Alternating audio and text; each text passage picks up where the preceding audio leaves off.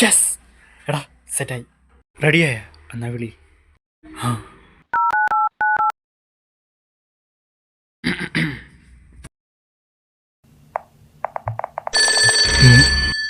ഇതെന്താ പരിചയമില്ലാത്ത number? Hello hello ചേട്ടാ, എനിക്ക് ചേട്ടനെ കുറേ നാളെ ഇഷ്ടമാണ്. I love you. നിന്റെ പേരെന്തോടെ വെച്ചേ?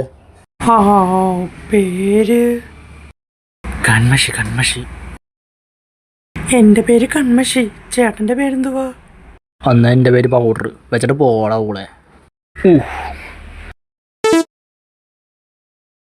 ചുമ്മാ ഇരുന്ന ചെറുക്കന വെറുതെ ചൊറിയണ്ടായിരുന്നു.